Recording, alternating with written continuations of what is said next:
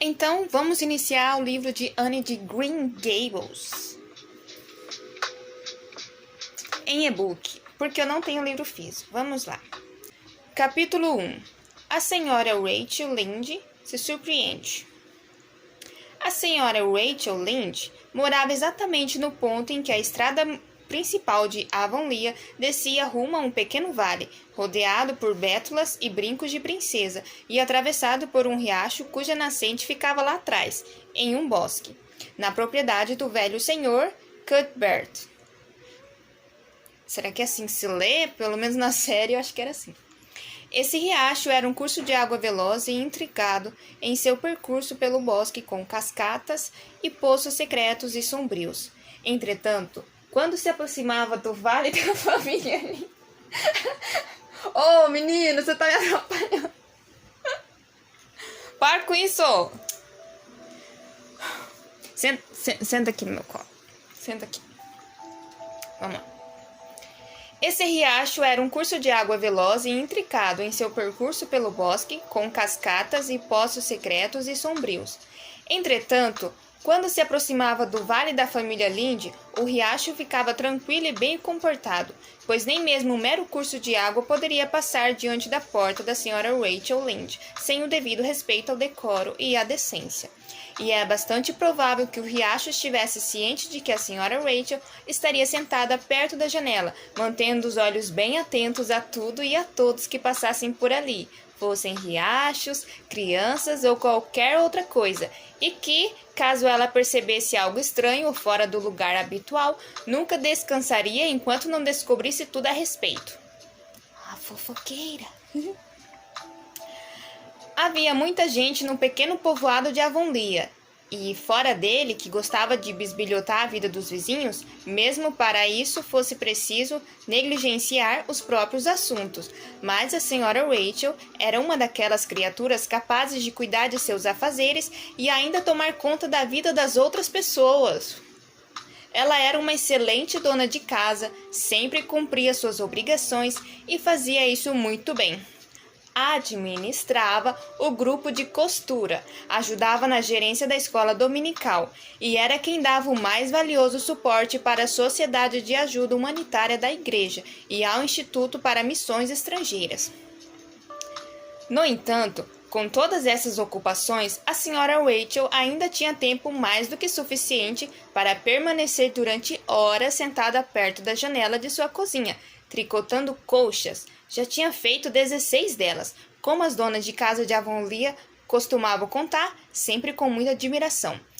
E mantendo os olhos sempre bem atentos à estrada principal, que atravessava o vale e subia sinuosamente a colina íngreme e avermelhada mais adiante. Como Avonlea ocupava uma pequena península triangular no Golfo de St. Lawrence, com água dos dois lados, qualquer pessoa que entrasse ou saísse do povoado teria de passar por aquela estrada e, portanto, submeter-se ao julgamento severo e invisível de olhos que tudo viam. E era assim que a senhora Rachel se encontrava certa tarde, no início do mês de junho. Os raios quentes e brilhantes do sol entravam pela janela. O pomar, na encosta abaixo da casa, estava coberto de flores brancas e cor-de-rosa, sobre as quais voavam e zumbiam muitas abelhas. Thomas Lynde, um homem pequeno e dócil a quem o povo de Avonlea se referia como o marido de Rachel Lynde, estava plantando, na encosta da colina, no terreno atrás do celeiro, suas últimas sementes de nabo. E era quase certo que Matthew Cuthbert também estivesse semeando as dele no grande campo vermelho ao lado do riacho, bem mais à frente na propriedade chamada Green Gables. A senhora Rachel sabia disso porque tinha escutado, no fim da tarde do dia anterior, na loja de William J. Blair, em Carmody, Matthew dizer a Peter Morrison que plantaria suas sementes de nabo naquele horário. Obviamente, Peter havia perguntado isso a ele, pois nunca se soube de nenhuma ocasião em que Matthew Cuthbert tivesse oferecido por sua própria iniciativa alguma informação sobre qualquer coisa relativa à sua vida. No entanto, contrariando a previsão da senhora Rachel, lá estava Matt Cuthbert, às 3:30 da tarde de um dia de trabalho, atravessando o vale e subindo tranquilamente a colina do outro lado. E ainda mais surpreendentemente, usando uma camisa de colarinho branco e seu melhor terno, o que era uma prova incontestável de que ele sairia de Avonlea. Além disso, viajava em sua charrete puxada pela égua alazã, o que significava que percorreria uma distância considerável. Ora, aonde Matthew Cuthbert estava indo e por que se dirigia para tal lugar? Caso se tratasse de qualquer outro homem em Avonlea, a senhora Rachel teria hábil e rapidamente chegado a uma ótima dedução que responderia plenamente a essas duas perguntas. No entanto, era tão raro Matthew sair de Green Gables que, sem dúvida nenhuma, ele estava fazendo aquilo por alguma razão realmente importante e extraordinária. Ele era o homem mais tímido que já existiu no povoado e odiava ter de ficar entre estranhos ou ir a qualquer lugar em que precisasse conversar. Acho que eu me identifiquei. Portanto, ver Matthew Cuthbert elegantemente vestido, trajando o colarinho branco e guiando a charrete, era algo que não acontecia com frequência, e por mais que a senhora Rachel se esforçasse, ela não conseguia chegar a nenhuma conclusão sobre aquilo, o que acabou por estragar sua diversão daquela tarde. Vou a Green Gables depois do chá. Preciso descobrir, com a ajuda de Marilla, onde ele foi e por que motivo. A digna senhora finalmente decidiu. Geralmente, ele não vai à cidade nessa época do ano e nunca visita ninguém. Se estivesse precisando de mais sementes de nabo, não teria se vestido tão bem, nem sairia na charrete só para buscar mais. Mas também não estava indo rápido o suficiente para alguém supor que pretendia procurar um médico. De fato, alguma coisa deve ter acontecido a partir da noite passada para fazer com que ele saísse daquele jeito. Estou mesmo muito intrigada, essa é a verdade. Não vou ter um minuto de paz ou sossego enquanto não souber o que levou Matthew Cuthbert a sair de Avonlea hoje. Então, conforme havia planejado, a senhora Rachel partiu depois do chá. Não precisava ir muito longe. A casa onde os irmãos Cuthbert moravam, grande, construída sobre uma área irregular e cercada por um pomar, ficava a menos de 500 metros acima do vale da família Lynde. No entanto, é preciso admitir que uma longa alameda deixava o caminho bem mais longo. Quando estabelecera sua propriedade, o pai de Matthew Cuthbert, tão tímido e calado quanto o filho, tinha construído a residência o mais longe possível de seus vizinhos, sem, no entanto, invadir o bosque. Volta aqui. Deita. Fica aqui comigo. Fica aqui. Green Gables foi construída na extremidade mais distante da área aberta e sempre permaneceu ali, quase invisível para quem estivesse na estrada principal, ao longo da qual todas as outras casas de Avonlea estavam tão sociavelmente situadas. Na opinião da senhora Rachel Lynde, viver naquele local afastado não era de maneira nenhuma viver. Isso é apenas ficar. Essa é a verdade. Ela disse para si mesma, enquanto caminhava pela antiga alameda coberta de relva e ladeada por arbustos de rosas silvestres. Não é de admirar que Matthew e Marilla sejam ambos meio esquisitos, morando sozinhos aqui atrás. Árvores não são boa companhia, porém, se fossem, eles certamente estariam muito bem acompanhados. Não, eu prefiro ver pessoas, mas sem dúvida eles parecem suficientemente satisfeitos. Acho que estão acostumados a isso. Um ser humano pode se habituar a tudo, até mesmo a ser enforcado, como diz aquele provérbio sobre os irlandeses. Nesse momento, a senhora Rachel saiu da alameda e entrou no quintal atrás de Green Gables. Era uma área muito verde, limpa e bem cuidada, com grandes e respeitáveis salgueiros de um lado e imponentes álamos negros do outro. Não havia sequer um pedaço de galho seco ou uma pedra fora do lugar, pois, se houvesse, a senhora Rachel certamente teria visto. Particularmente, ela achava que Marilla Cuthbert varria aquele quintal tão frequentemente quanto varria sua casa, pois estava claro que seria possível comer uma refeição colocada diretamente sobre aquele chão, sem contudo ingerir nenhuma sujeira. Educadamente, a senhora Rachel deu uma batida rápida na porta e entrou quando Marilla autorizou. A cozinha de Green Gables era um cômodo alegre, ou pelo menos seria, se não fosse tão dolorosamente limpo, a ponto de ter uma aparência similar à de um lugar que nunca foi usado. As duas janelas davam vista para o leste e para o oeste, respectivamente. Através da que mostrava o oeste, pela qual era possível ver o quintal, entrava um feixe da luz suave do sol de junho. Já pela do leste podiam ser avistadas as flores brancas das cerejeiras do pomar à esquerda e mais adiante bétulas delgadas nas margens do riacho, que atravessava o vale verdejante coberto por um emaranhado de videiras. Era perto dessa janela que Marilla Cuthbert se sentava, o que raramente acontecia, pois estava sempre ligeiramente desconfiada dos raios de sol que lhe pareciam demasiadamente dançantes e irresponsáveis em um mundo que deveria ser levado bem mais a sério. Entretanto, naquele momento, lá estava ela, sentada, tricotando. A mesa, que ficava atrás de onde Marilla se encontrava, já estava posta para o jantar. E antes de fechar completamente a porta, a senhora Rachel já tinha feito uma nota mental de tudo o que estava sobre ela. Havia 3 pratos distribuídos, indicando que sua vizinha esperava que alguém viesse com Matthew para a refeição. Porém, eram pratos de uso diário, e havia sobre a mesa apenas geleia de maçã silvestre e um só tipo de bolo. Portanto, a pessoa esperada não era ninguém especial. Então, por que Matthew usava colarinho branco e saiu em sua charrete puxada pela égua Lazan? A senhora Rachel já estava ficando tonta com esse enigma incomum na pacata e nada misteriosa Green Gables. Boa tarde, Rachel. Marilla falou imediatamente. A tarde está realmente bonita hoje, não acha? Não quer se sentar? Como vai sua família? Algo que, por falta de outro nome, poderia ser chamado de amizade, existia e sempre havia existido entre Marilla Cuthbert e a senhora Rachel, apesar ou talvez por causa de suas diferenças. Marilla era uma mulher alta e magra, com muitos ângulos e nenhuma curva. Seu cabelo escuro apresentava algumas mechas grisalhas e estava sempre penteado, formando um pequeno coque atrás da cabeça, preso muito firmemente por 2 grampos de metal. Parecia uma mulher pouco experiente e muito rígida, o que ela realmente era. Entretanto, havia, às vezes, uma expressão em sua boca, que se tivesse sido um pouco mais praticada, poderia ser indicativa de algum senso de humor. Estamos muito bem, a senhora Rachel respondeu. Mas quando vi Matthew sair hoje, tive receio de que você não estivesse bem. Pensei que talvez ele estivesse indo em busca do médico. Os lábios de Marilla se contraíram, demonstrando que ela já esperava por aquela pergunta. Ela sabia que a senhora Rachel viria, pois a visão de Matthew partindo daquela maneira tão inexplicável seria estímulo demais para a curiosidade de sua vizinha.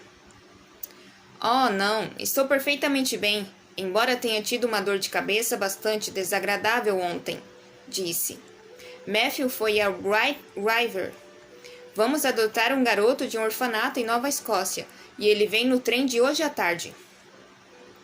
Se Marilla tivesse falado que Matthew tinha ido a Bright River se encontrar com um canguru australiano, a senhora Rachel não teria ficado tão perplexa. Na verdade, a mulher ficou paralisada por uns 5 segundos. Embora fosse absolutamente impensável que Marilla estivesse zombando dela, a senhora Rachel foi quase forçada a supor isso. Está falando sério, Marilla? Perguntou assim que sua voz retornou. Sim, claro, Marilla respondeu naturalmente, como se adotar garotos de um orfanato em Nova Escócia fizesse parte de uma rotina normal de primavera em qualquer fazenda bem administrada de Avonlea, e não uma inovação da qual nunca se tinha ouvido falar. A senhora Rachel sentiu que havia recebido um severo golpe mental. Seus pensamentos eram só exclamações. Um garoto? De um orfanato? Ora, com certeza o mundo está virado de cabeça para baixo. Depois disso, nada mais me surpreenderia. Nada. Afinal de contas, como foi que essa ideia veio parar na sua cabeça, Marilla?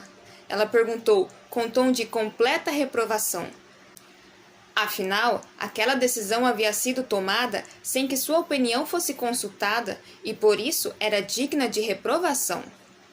Bem, já vínhamos pensando nisso há algum tempo. Melhor dizendo, durante todo o inverno, Marilla explicou. A senhora Alexander Spence esteve aqui um dia antes do Natal e nos contou que na primavera ia trazer uma garotinha do orfanato de Hoppenton.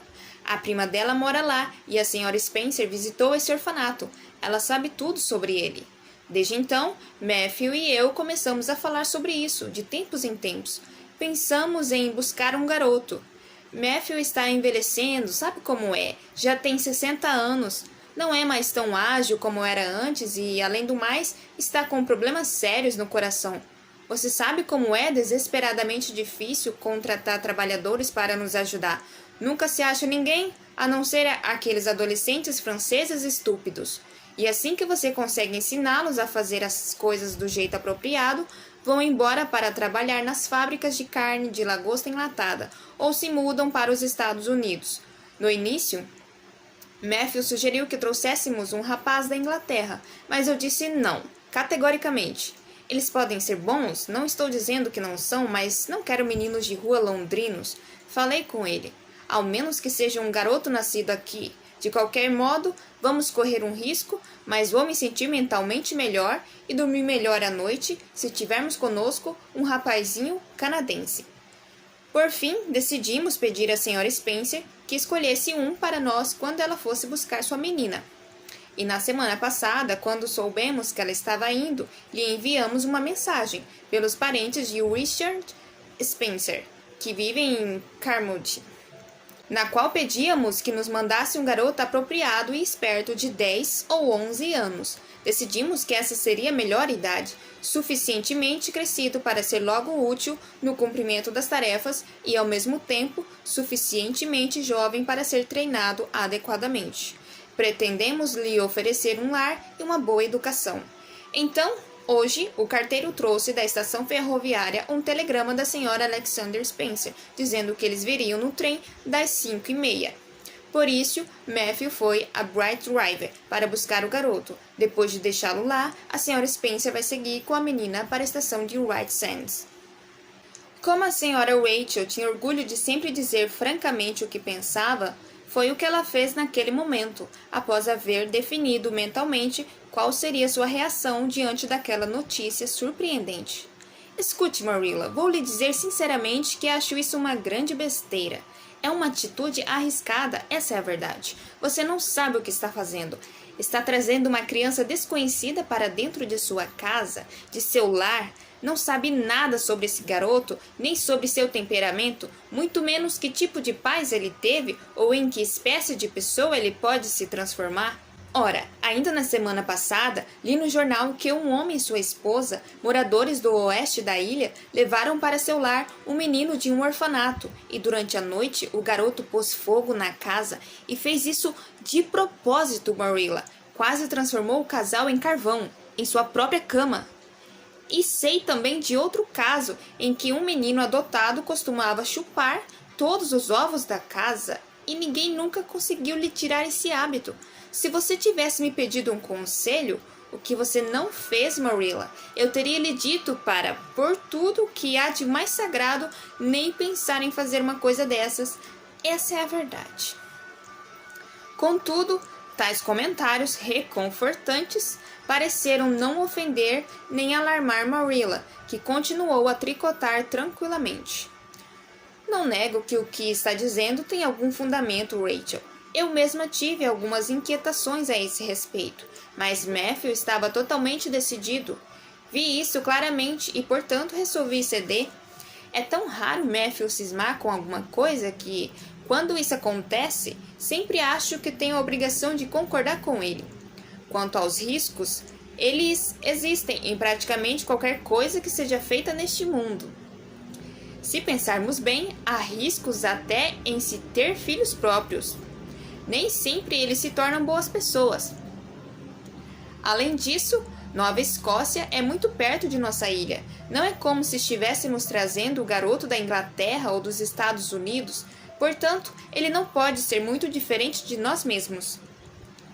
Bem, Espero que tudo dê certo, disse a senhora Rachel, com um tom de voz que mostrava claramente suas tristes dúvidas. Mas não diga que não avisei.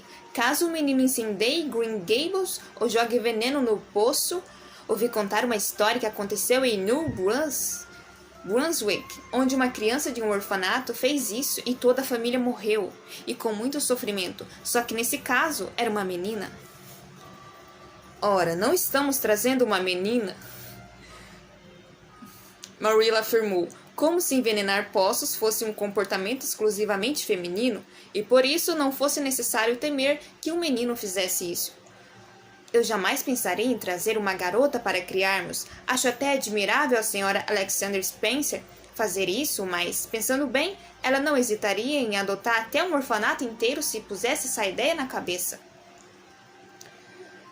A senhora Rachel gostaria de permanecer ali até Matthew voltar com seu órfão importado, mas, ao concluir que ainda teria de esperar umas 2 horas, decidiu subir à rua para contar a novidade ao Sr. Bell, o superintendente.